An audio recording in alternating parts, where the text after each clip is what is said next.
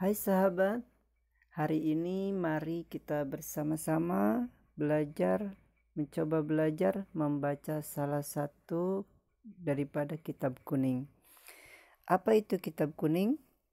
Kitab kuning adalah kitab-kitab tradisional yang berisi pelajaran-pelajaran agama Islam yang diajarkan pada pondok-pondok pesantren, mulai dari fikih, akidah, akhlak, tata bahasa Arab, atau yang disebut ilmu nahu dan ilmu sorof, hadis, tafsir, ilmu Al-Quran, hingga pada ilmu sosial dan kemasyarakatan atau yang dikatakan muamalah. Dan kitab kuning adalah sebagai rujukan pelajaran-pelajaran agama Islam. Para kiai, para ustadz, para ustazah, para mubalik itu menyampaikan hukumannya, menyampaikan pelajarannya, menyampaikan dakwahnya itu ya merujuk pada kitab-kitab kuning. Kenapa dikatakan kitab kuning?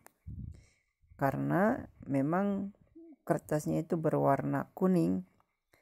Hal ini disebabkan warna kuning dianggap lebih nyaman dan mudah dibaca dalam keadaan yang redup.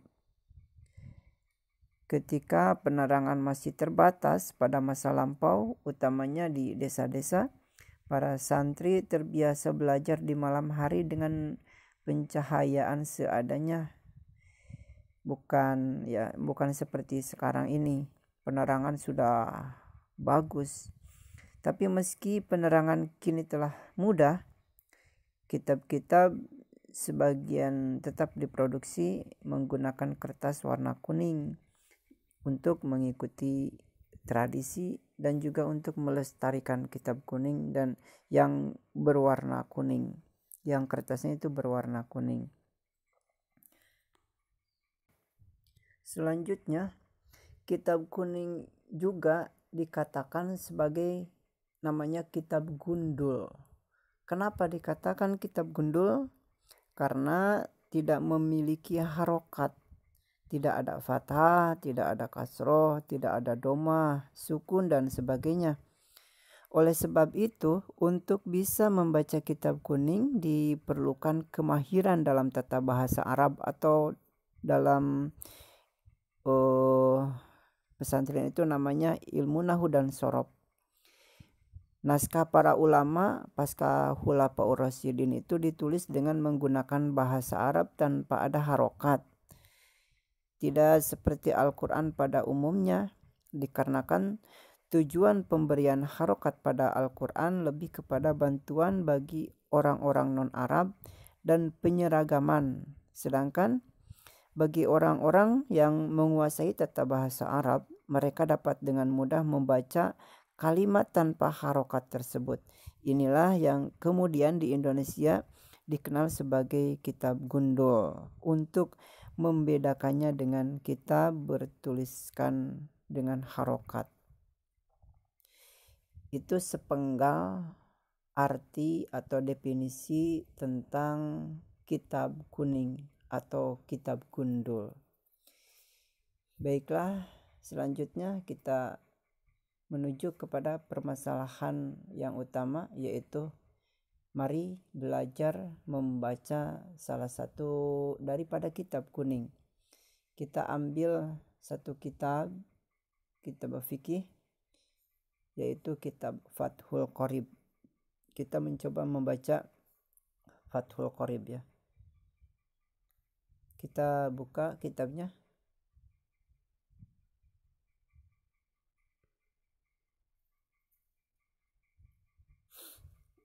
Ini kitab Fathul Qorib Al-Mujib.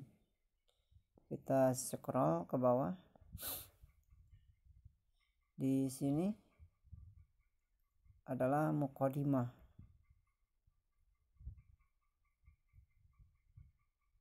Kita pakai draw.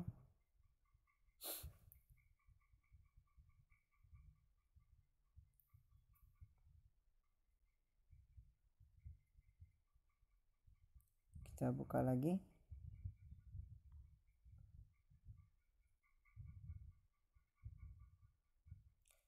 Nah, yang ini namanya mukodimah. Terus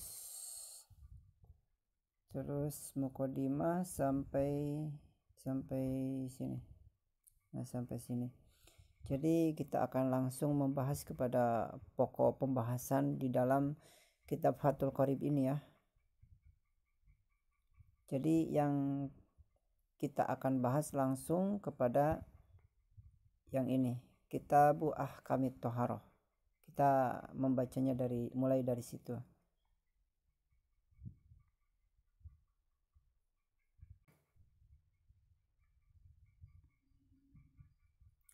Kita mulai membacanya dari sini.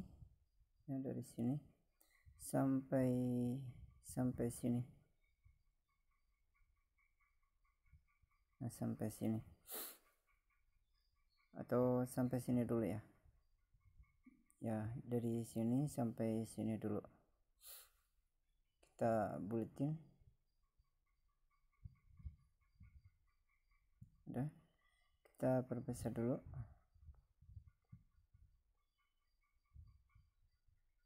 Kita bulatkan lagi. Kita buletin lagi ya yang kita akan baca. Nah, yang ini. Maaf. Yang ini.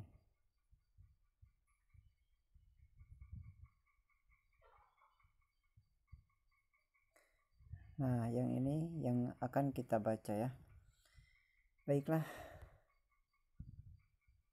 Mari kita bersama-sama membacanya.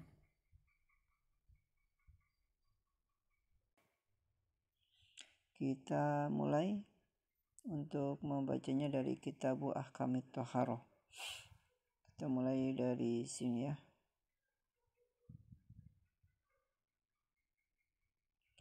Nah, dari sini, dari Kitabu Ahkamit Thaharah.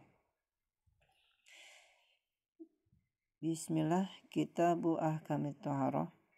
Kitab ini akan menjelaskan hukum-hukum Thaharah. Apa itu Thaharah? Nanti dijelaskan di bawahnya apa itu kitab, apa itu Thaharah. Wal kitabu, yang dinamakan kitab adalah lugotan menurut bahasa. Kalau nama kitab atau arti kitab menurut bahasa, masdarun,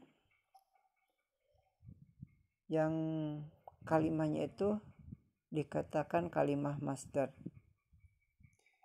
bimakna domi wal jam'i, yang mempunyai arti domi wal jam'i, atau yang mempunyai arti mengumpulkan.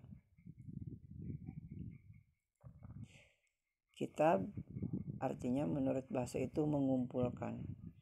Wastilahan, sedangkan yang dinamakan kitab menurut istilah, ismun lijinsin minal ahkami, yaitu nama suatu jenis dari beberapa hukum.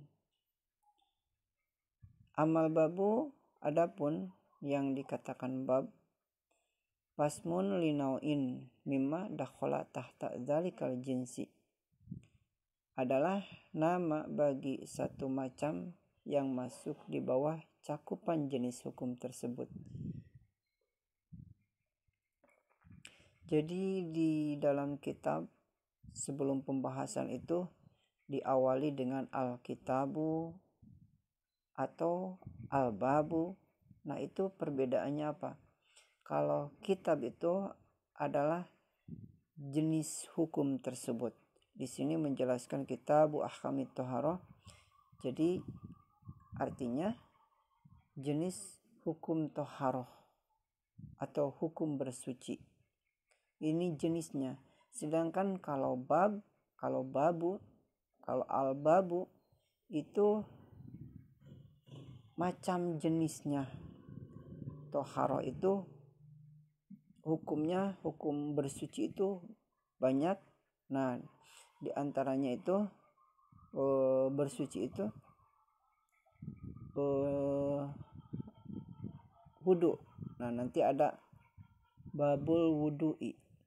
Bab ini akan menjelaskan wudu. Jadi bab itu adalah macam dari jenis hukumnya yang termasuk ke dalam macam jenis hukum bersuci. Nah, bersuci itu diantaranya adalah macamnya itu semacam berwudu. Nah, pemahamannya seperti itu sudah kita pahami. Kita lanjutkan. Wat toharatu bi fathitoi. Yang dinamakan toharoh ini kan kitab sekarang yaitu at-toharoh, menjelaskan kalimat at-toharoh. Wat toharatu bi fathitoi. Yang namanya toharoh dengan fathah to-nya lugotan menurut bahasa an-nazafatu, artinya itu bersih. Jadi toharoh itu artinya bersih, itu menurut bahasa atau etimologi. Wa amma syar'an, dan yang dikatakan atau adapun yang dikatakan toharoh menurut syara, menurut ulama ahli fikih, fafiha tufasiru kasiratan. Fafiha tufasiru kasiratun. Di sini banyak definisi yang cukup banyak ya dalam menjelaskan arti lafaz at-toharoh. Kalau menurut syar'an, minha qauluhum fi'lu ma tustabahu bihi sholah. Di antara definisinya ada ungkapan ulama atau ada ulama yang mengatakan, yaitu toharoh adalah melakukan sesuatu yang menjadi sebab diperbolehkannya melakukan sholat. Ay min wudu'in wa guslin wa tayamumin wa izalatu najasatin. Ialah atau yaitu wudu, mandi, tayamum, dan menghilangkan najis. Jadi di sini toharoh itu menurut ulama ahli fikih ialah sesuatu yang memperbolehkan sholat, wudu. Nah, itu wudu itu namanya toharoh. Terus tayamum namanya toharoh, mandi wajib namanya toharoh, menghilangkan najis namanya toharoh. Itu menurut ulama ahli fikih. Amma toharotu bidomi pasmun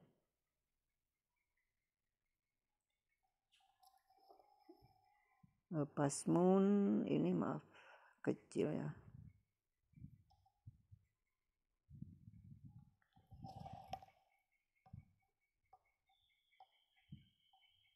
Pasmun libakiyatil ma'i. Adapun lafaz at-toharoh dengan dibaca doma, jadi bagaimana kalau dibacanya itu bukan toharoh tapi tuharoh, huruf to-nya itu didomahkan, adalah nama sisa air yang digunakan untuk bersuci. Selanjutnya, wala makana al-ma'u alatan litoharoti istidrod al-musonif li anwa'il miyah.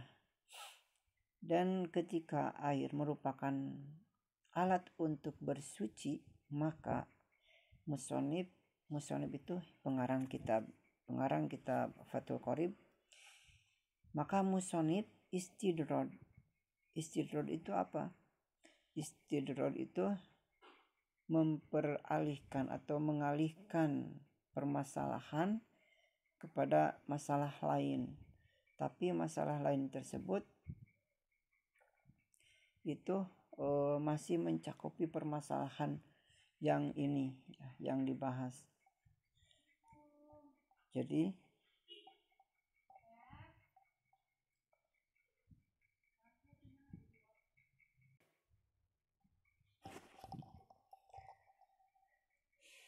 Ya, dikarenakan air itu sebagai atau air itu merupakan alat untuk bersuci, maka musonif itu mengalihkan pembicaraan dari masalah hukum toharoh ke dalam, dipindahkan permasalahannya ke dalam masalah air. Jadi air itu bukan pembahasan toharoh ya, tapi karena air ini adalah alat untuk bersuci, maka perlu untuk musonif itu mengalihkan pembicaraan dulu kepada masalah air dulu. Jadi li'an wa ilmiah, musonif itu membicarakan masalah air. Ternyata air itu dibagi beberapa macam. Fakola, maka berkata musonif, al-miya'u allati yajuju,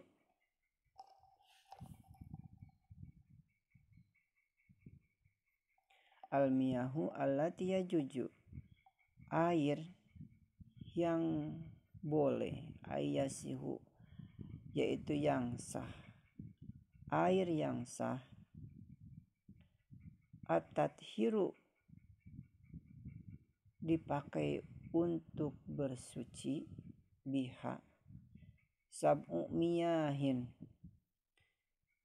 ada 7 air. Air, kata musonif, yang sah untuk dipakai bersuci itu ada 7 air. Ma'us samai, yang pertama yaitu ma'us samai, air langit, ayin nazili minha, yaitu air yang turun dari langit. Apa itu? Wahwal matoru, yaitu air hujan. Yang pertama dari bagian air yang 7 itu adalah air langit atau air hujan. Nah, itu air hujan itu sah untuk dipakai bersuci atau dipakai untuk toharoh. Selanjutnya wa ma'ul bahri, yang kedua air bahri. Apa itu air bahri? Air milhi, yaitu air laut atau air asin. Air laut, air asin itu boleh atau sah dipakai untuk toharoh.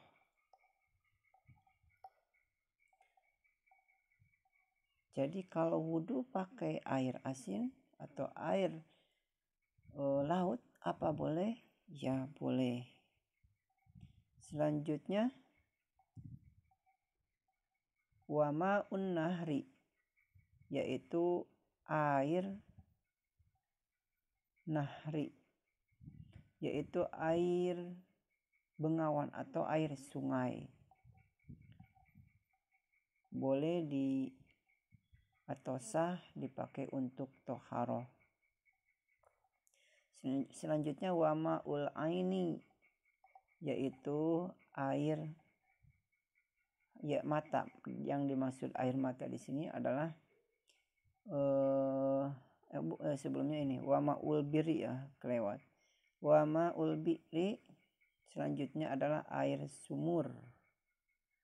Wa ma, air sumur boleh atau sah dipakai untuk bersuci atau toharoh. Wa ma'ul ain, dan mata air. Wa ma'us salji, air salju. Air salju itu sah dipakai untuk toharoh, dipakai untuk wudu. Wa ma'ul barodi, dan air embun. Air embun juga sah dipakai untuk bersuci, dikumpulkan jadi banyak, misalnya itu boleh dipakai untuk toharoh atau untuk bersuci. Wa yajma'u, kita lanjutkan. Wa yajma'u hadhihi sab'ata qaulaka. Ketujuh macam air ini terkumpul dalam ucapanmu. Ma nazala minas sama'i aw naba'a minal ardi ala ayyi sifatin kana min aslil khilfati. Kana min aslil khilqati. Air yang bisa digunakan bersuci adalah air yang turun dari langit atau keluar dari bumi dalam bentuk sifat apapun yang sesuai dengan aslinya.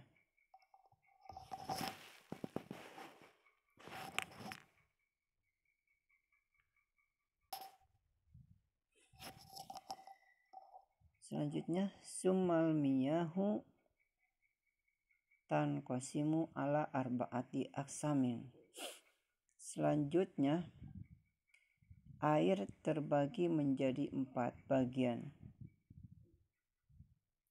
Ahaduha, yang pertama, tohirun fi nafsihi mutahhirun li ghairihi, atau air tohirun mutahhirun.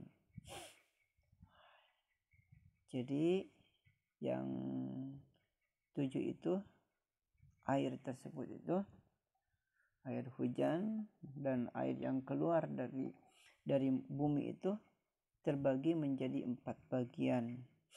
Yang pertama adalah tohirun mutahhirun.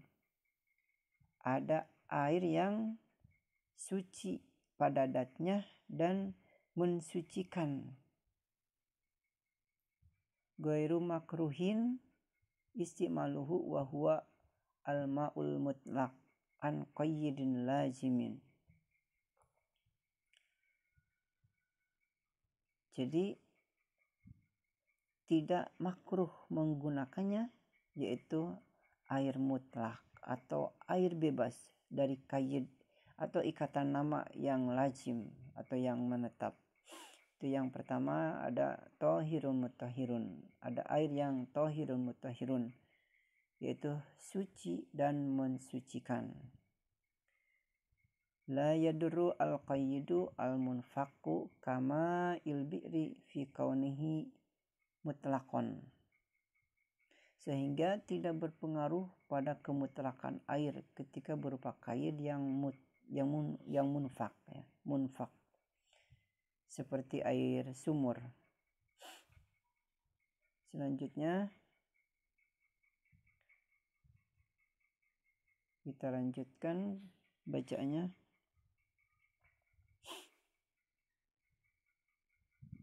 Wasani tohirun fi nafsihi mutahhirun li ghairihi. Yang kedua adalah ada air yang suci pada datnya, mutahhirun, dan mensucikan. Makruhun istimaluhu, tetapi makruh dipakainya. Ini fil badani, makruhnya itu dipakai untuk badan, la fi saubi. Tidak makruh kalau dipergunakan pada pakaian. Apa itu? Wa huwa al-ma'ul musyammas, yaitu air yang dipanaskan. Air yang dipanaskan. Yang dipanaskan di sini air musakhkhanu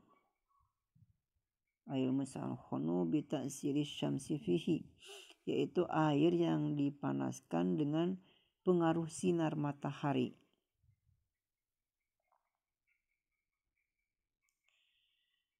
Selanjutnya, wasani. Ini udah wasani ya. Selanjutnya, wa inna ma yukrahu syar'an bikutrin harin fi ina'in muntabi'in illa ina'in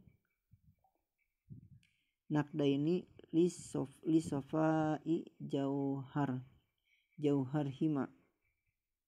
Air musyamas ini atau air yang dipanaskan oleh matahari ini hanya dimakruhkan secara sara bila digunakan di daerah panas dengan menggunakan wadah yang dapat dicetak terbuat dari logam selain wadah yang terbuat dari emas dan perak, karena elemen keduanya adalah bersih dari karat. Tapi kalau terbuat dari atau wadah yang dipanaskan itu yang terkena matahari, panasnya matahari itu terbuat dari emas sama perak, itu tidak makruh karena tidak ada karat. Selanjutnya, wa idza baruda zalatil karohah wahtaro an-Nawawi adamal karohati mutlaqon wa yukrahu aidon syadidus suhunati wal burudati. Dan ketika air musamas ini menjadi dingin apabila air yang terkena panasnya matahari itu menjadi dingin, maka hukum makruhnya menjadi hilang. Jadi tidak makruh, jadi bisa untuk dipergunakan bersuci. Jadi airnya itu namanya suci dan mensucikan, juga tidak makruh untuk dipakainya. Namun Imam An-Nawawi lebih memilih hukum tidak makruh secara mutlak.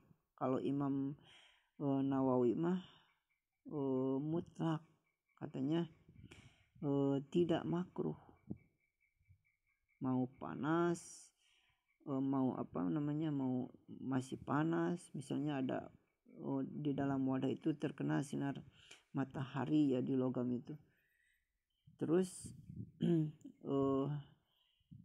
Imam Nawawi itu hukumnya tidak makruh. Jadi pada kaid yang pertama itu jadi tohirun mutahhirun ghairu makruhin, jadi suci mensucikan juga tidak makruh untuk dipakainya, mau masih panas atau sudah dingin.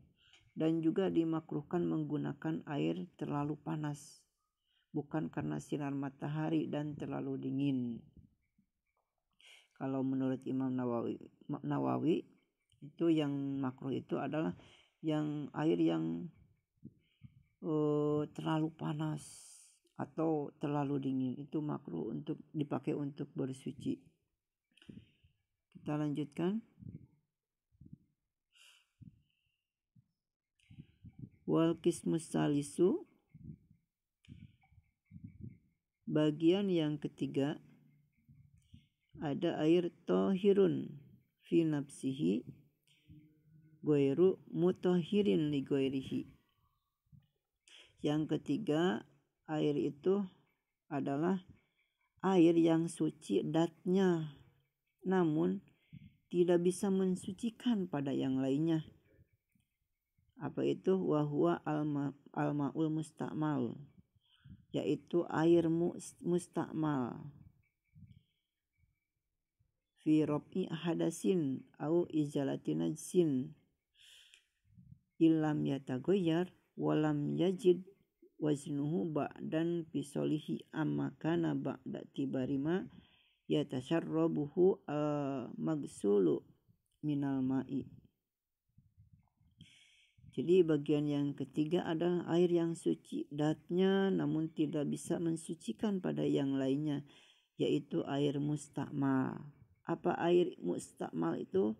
Air yang sudah digunakan untuk menghilangkan hadas. Air yang sudah dipakai untuk berwudu, misalnya kita berwudu terus airnya itu netes, nah pakai wadah kita itu di bawahnya itu misalnya ada sisa air wudu, nah itu namanya air mustakmal. Atau menghilangkan najis jika memang tidak berubah sifatnya dan tidak bertambah ukurannya setelah terpisah dari tempat yang dibasuh beserta menghitung air yang diserap oleh tempat yang dibasuh. Jadi air mustakmal itu air yang sudah dipakai untuk berhadas, dipakai untuk wudu. Terus yang sudah dipakai untuk menghilangkan najis, tapi najisnya itu tidak merubah air tersebut, itu namanya air mustakmal. Kita lanjutkan. Wal mutaghayyir.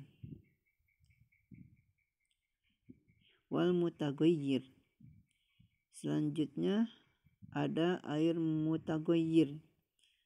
Apa air mutaghayyir itu? Ialah air yang berubah. Maksudnya wa min hadzal qismi al-ma'u al-mutaghayyiru ahadun aw sifa aw sofihi. Maksudnya termasuk di bagian yang ketiga ini adalah air yang berubah salah satu sifatnya sebab tercampur oleh sesuatu yang suci. Bima ay bisyai'in khalatahu minat tahirati taghayyuran yamna'u itlaqo ismul ma'i alaihi fa innahu tahirun ghairu tahurin. Jadi berubah salah satu sifatnya sebab tercampur oleh sesuatu yang suci dengan perubahan yang mencegah kemutlakan nama air. Maka sesungguhnya air tersebut hukumnya suci namun tidak mensucikan.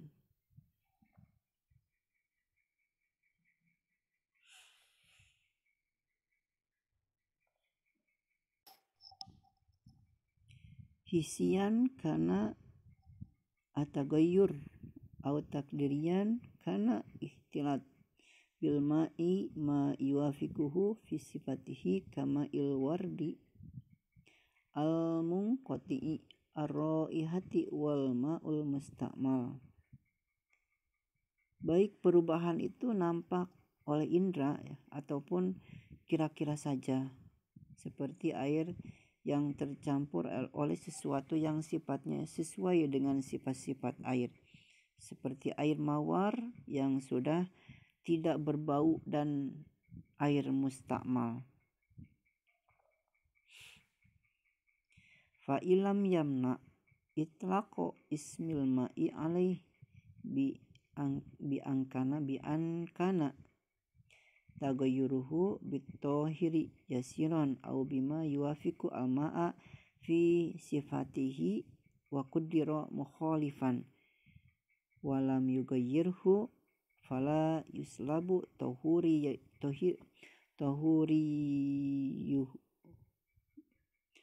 tahiriyuhu wa huwa mutahhirun li ghairihi.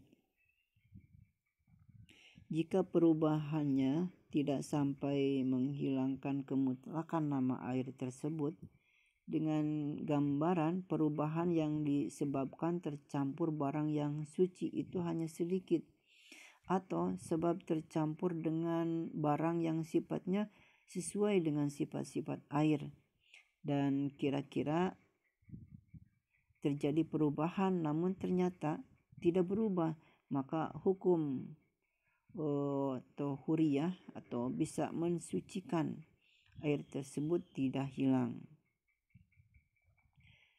Wa taroza biqaulihi khalatahu anitohiri al-mujawir lah fa innahu bakin ala tahuriyatihi walau kana ataghayyuru kasiran. Dengan ungkapan khalatahu atau sesuatu yang mencampuri, musonif di sini mengecuali perubahan air yang disebabkan barang-barang suci yang hanya bersanding dengan air atau tidak mencampuri, maka sesungguhnya air tersebut tetap mensucikan walaupun perubahannya itu banyak. Wa kadza al mutaghayyiru bimukhalid la yastagni al-ma'u anhu katinin wa tohlabin wa ma fi maqrihi wa marrihi wal mutaghayyiru bitulil muksi fa innahu tahurun. Begitulah yang begitu juga hukumnya ya, tetap mensucikan, yaitu air yang berubah sebab tercampur barang-barang mukhalid yang tidak bisa dihindari oleh air, seperti apa ya, seperti lumpur ya, seperti lumut, barang-barang yang berada di tempat berdiamnya air dan tempat aliran air ya, seperti di selang itu ada lumutnya, itu kan aliran air, serta air yang berubah sebab terlalu lama diam, maka sesungguhnya air-air tersebut hukumnya suci juga mensucikan. Selanjutnya wal qismur rabi, bagian yang keempat, wal qismur rabi ma'un najasun ay mutanajjisun wa huwa qismani.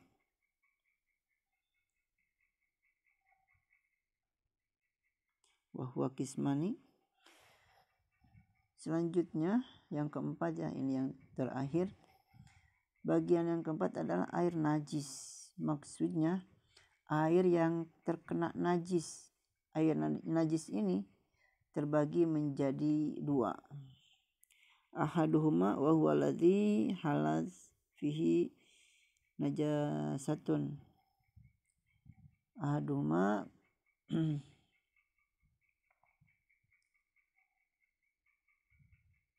wa huwa alladhi halaz fihi najasatun taghayyara amla. Wa huwa alladhi halaz fihi najasatun. Salah satunya adalah air najis yang sedikit, yaitu yang terkena najis baik sampai berubah sifatnya ya. Jadi yang pertama jadi air mutanajis itu ada dua. Yang pertama adalah najis yang sedikit, yaitu air yang terkena najis ya, air yang terkena najis. Kita lanjutkan.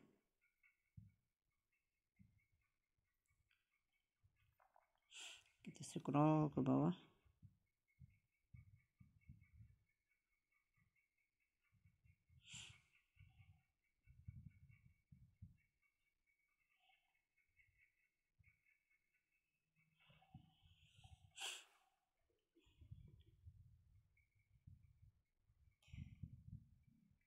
Di sini kita mulai lagi membacanya. Taghayyara amla wa huwa ay wal halu annahu ma'un duna kulataini. Salah satunya ada air najis yang sedikit, yaitu yang terkena najis ya tadi, baik sampai berubah sifatnya ataupun tidak, dan kondisi air tersebut kurang dari 2 kulah. Dari 2 kulah ya. Wa yustasna min hadzal qismi al-maitatu allati la dama laha sailun inda qatliha aw syakkin udwin minha kazzababi ilam tutrah fihi walam tughayyirhu.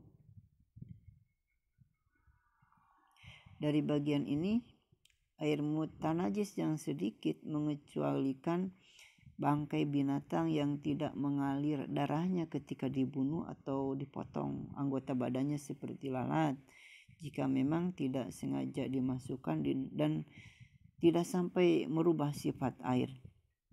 Wa kadza an-najasatu allati la yudrikuha at-tarfu.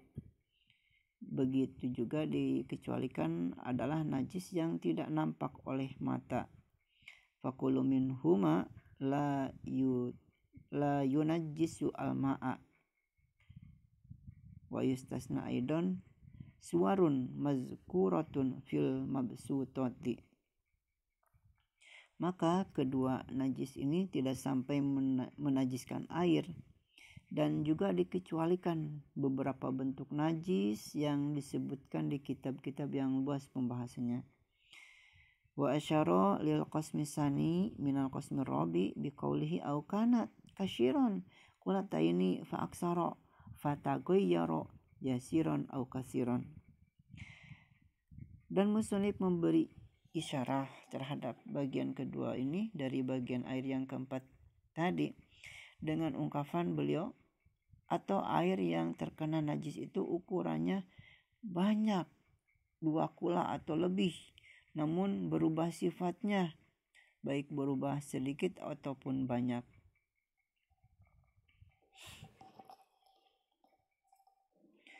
Selanjutnya wal kulatani khamsumi'ati ritlin Baghdadi takriban fil asahi fihima. Di sini ada yang namanya kulah. Apa itu kulah? Ukuran 2 kulah adalah kurang lebih 500 rit negara Baghdad menurut pendapat Al-As. Waritlu al-Baghdadiyu indan Nawawi mi'atun wa samaniyatun wa ishruna dirhaman wa arba'atu asba'i dirhamin. Menurut Imam An-Nawawi, satu rit negara Baghdad adalah 128 dirham, lebih 4/7 dirham. Wa taraka al-musannif kisman khamisan wa huwa al-ma'u al-mutahhiru al-haramu kal wudu'i bima'in magdubin au musabbalin lisyurbi. Musannif tidak menjelaskan atau tidak meninggalkan bagian yang kelima, yaitu air yang mensucikan namun haram seperti wudu dengan air hasil gasab atau air yang disediakan untuk minum. Nah, tadi ada yang penjelasan ini tadi ada yang namanya istidrod. Ya, istidrod itu sekali lagi menjelaskan sesuatu bukan pada tempatnya, namun dijelaskan karena masih ada kesinambungan dengan pembahasannya, ya, seperti pada bab ini tadi adalah menjelaskan tentang bersuci, bukan tentang air. Namun musannif menjelaskan macam-macam air dalam bab ini adalah karena ada kesinambungan antara air dengan bersuci. Yang kedua, ada tadi nama yang tidak menetap pada air, bahkan nama itu akan hilang dengan pindahnya air dari suatu tempat ke tempat yang lain. Munfak, ya. Jadi munfak tadi ada bahasa munfak. Munfak itu sekali lagi nama yang tidak menetap pada air, bahkan nama itu akan hilang dengan pindahnya air dari satu tempat ke tempat yang lain.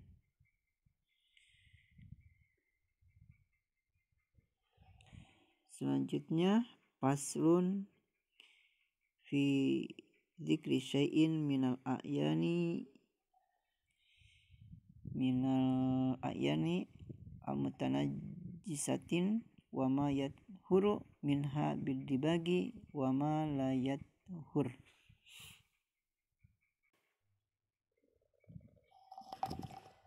Selanjutnya pasal ini menjelaskan tentang barang-barang najis. Barang-barang najis yang bisa suci dengan cara disamak dan yang tidak bisa suci dengan cara disamak. Wa juludul mayyitati kulliha tathuru bidibagi sawaun fi dzalika maitatu makulil hami wa ghairihi. kulit bangkai semuanya itu bisa suci dengan cara disamak. Dalam hal itu baik bangkai binatang yang halal dimakan ataupun yang tidak halal dimakan.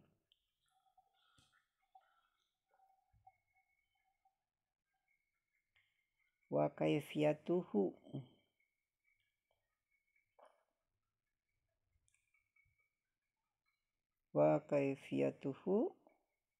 tata cara menyamak ya. Tata cara menyamaknya bagaimana? Wa kaifiyatu dibagi ayanji'a fusulul jiladi mimma ya'fifuhu minadami wa nahwihi bisyai'in harifin ka'afsin walau kana al-harifu najisan kazarki hamamim kafa fidabgi. Tata cara menyamak itu adalah menghilangkan hal-hal yang melekat, kulit yang bisa membuat busuk yaitu berupa darah dan sesamanya dengan menggunakan barang yang asam atau pahit seperti tanaman afsin ya kalau di Arab. Jika barang pahit yang digunakan itu najis seperti kotoran burung dara, maka sudah dianggap cukup dalam penyamakan. Al-jilda al-qalbi wal hinjiri wa ma tawallada minhuma aw min ahadima ma'a hayawanin tahirin falayat huru bidibagi, kecuali kulit bangkai anjing dan babi keturunannya keduanya atau keturunan salah satu dari keduanya hasil perkawinan dengan binatang yang suci, maka kulit binatang-binatang ini tidak bisa suci dengan cara disamak.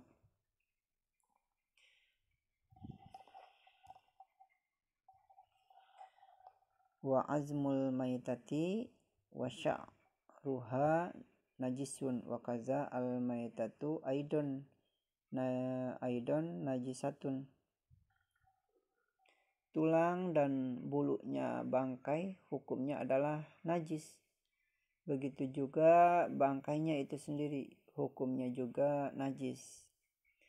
Wa arida biha azzailatu al-hayyati bighairi zakati syar'iyatin. Yang dikehendaki dengan bangkai adalah binatang yang mati sebab selain sembelihan secara syara. Fala yustasna hina izin janinul muzakkati idza kharaja min batni ummihi maitan li'anna zakatahu fi zakati ummihi wa kaza ghairuhu minal mustasnayati al-mazkuratu fil mabsutati. Kalau demikian maka tidak perlu dikecualikan janinnya binatang yang disembelih secara syara yang keluar dari perut induknya dalam keadaan mati. Begitu juga bentuk-bentuk pengecualian lain yang dijelaskan di dalam kitab-kitab yang luas keterangannya. Sumastasna min sya'ril maitati qaulahu illal adamiya fa inna sya'rahu tahirun kamaitatihi. Kemudian musannif itu mengecualikan dari bangkai yaitu kecuali anak Adam. Maksudnya maka sesungguhnya rambut dan bulu anak Adam itu hukumnya adalah suci. Kita lanjutkan faslun fi bayani ma yahrumu istimalahu minal awani wa ma yajuzu.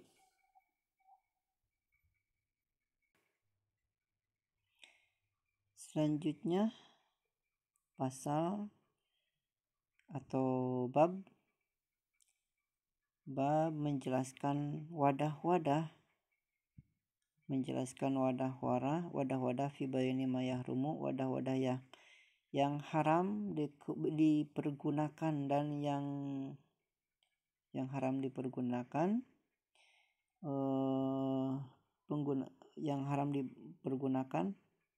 minal awani wa ma yajuju. Di sini pasal ini akan menjelaskan wadah-wadah yang haram dipergunakan dan yang boleh dipergunakan. Wa bada bil awali faqala la wala yajuzu fi ghairi daruratin li rajulin aw imri'atin istimalu syai'in min awani az-zahibi wal fiddati la fi aklin wala fi syurbin wala ghairihima. Musannif mengawali dengan yang pertama yang haram dipergunakan. Musannif berkata, selain keadaan darurat tidak diperkenankan bagi laki-laki dan perempuan untuk menggunakan sesuatu dari wadah-wadah yang terbuat dari emas atau perak, tidak untuk makan, minum dan selain keduanya. Wa kama yahrumu istimalu ma zukira yahrumu ittikhazuhu min ghairi istimalin fil asohi. Sebagaimana haram menggunakan barang-barang yang telah disebutkan di atas, begitu juga haram menyimpannya tanpa digunakan menurut pendapat al-as ya. Wa yahrumu aidan al-ina'u al-mutliyu bizahabin aw fidatin in hasula minatilai syai'un bi ardihi alan nar. Dan juga haram menggunakan wadah yang disepuh dengan emas atau perak jika ada sepuhan yang terpisah seandainya dipanggang di atas api. Wa yajuju istimalu ina'in ghairihima ay ghairi zahabi wal fiddati minal awani anafsiyati ka inna'i yakutin. Selain keduanya, yaitu selain emas dan perak, yaitu wadah-wadah yang indah seperti wadah yang terbuat dari yakut. Wa yahrumu al-ina'ul mudabbabu bidobbati fiddatin kabiratin urfan lizinatin. Haram menggunakan wadah yang ditambal dengan tambalan perak yang berukuran besar menurut urf dengan tujuan berhias.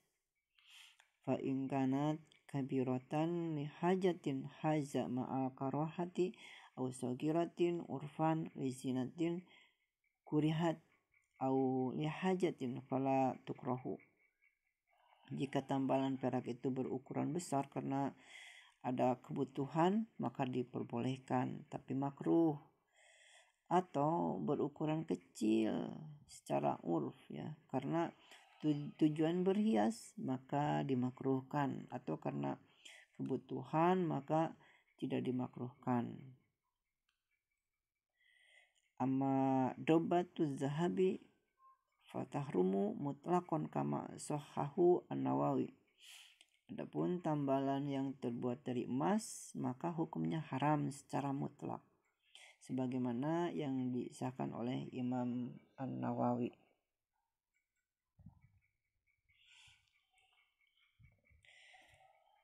Kita lanjutkan.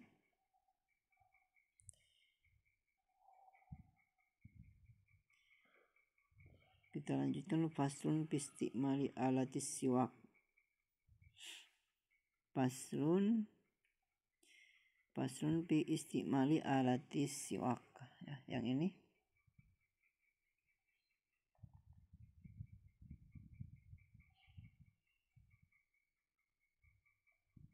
yang ini.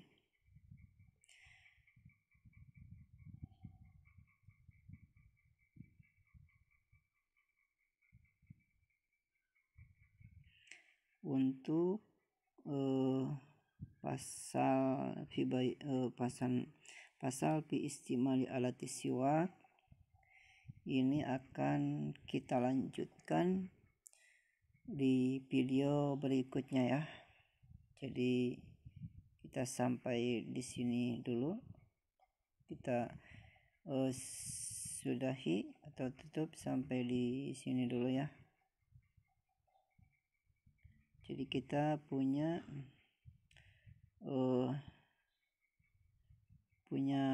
hanca ya, punya hanca ini. Jadi video berikutnya paslun bistimali alatis siwak akan menjelaskan tata cara memakai alat siwak. Alat siwak itu alat pembersih gigi ya. Kalau sekarang itu pakai sikat gigi ya, sama ada pasta giginya. Sekarang sudah canggih. Kalau waktu dulu itu namanya itu pakai kayu, namanya itu kayu siwak ya. Jadi dipergunakan untuk sikat gigi.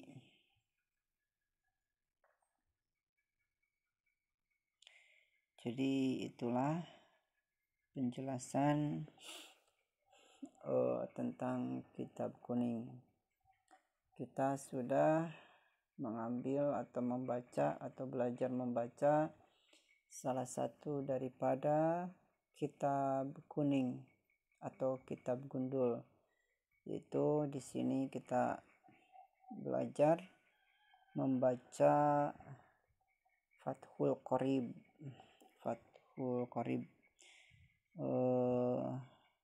yang menjelaskan tentang ilmu fikih ya. Tadi sudah kita bahas.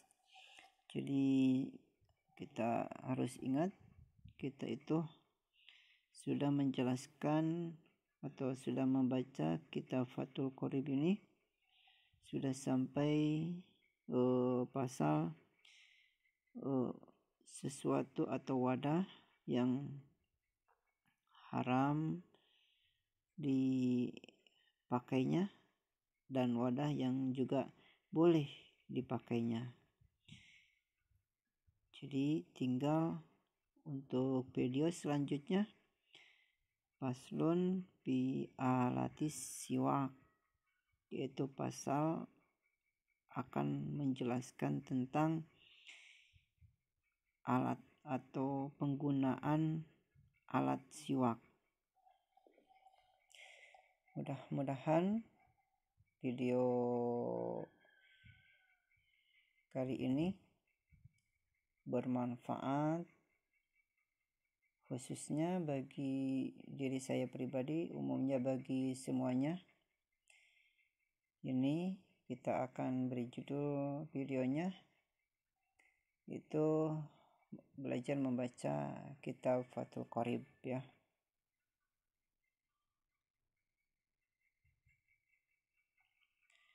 Alhamdulillah, sebentar lagi sudah hampir 1 jam kita membahas kitab Fathul Qorib ini.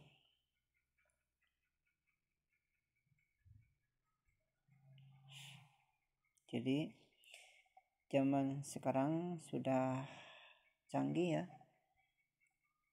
sudah bisa menggunakan kitab klasik ya, kitab kuning, kitab gundul itu tanpa membeli terlalu mengoceh uang ya. Kalau membeli kitab yang asli itu yang pakai kertas yang ada di toko-toko itu lumayan menguras uang ya, lumayan pakai dana. Tetapi kalau menggunakan kecanggihan zaman sekarang ya, itu cukup dengan beberapa ini kan pakai kuota ya, cukup mendownloadnya dari Play Store, kita sudah mendapatkan gitu. Biayanya sudah sangat minim sekali. Kita harus pintar-pintar di zaman canggih ini menggunakan kecanggihan tersebut, karena kecanggihan tersebut itu banyak sisi negatifnya, dan juga banyak sisi positifnya. Ada kebaikan banyak di kecanggihan ini, khususnya di HP ya, di dunia maya, di internet itu banyak kebaikannya. Jadi harus pintar-pintar kita memilih sesuatu yang baik dari kecanggihan zaman sekarang ini. Dicukupkan, sekian. Wassalamualaikum warahmatullahi wabarakatuh.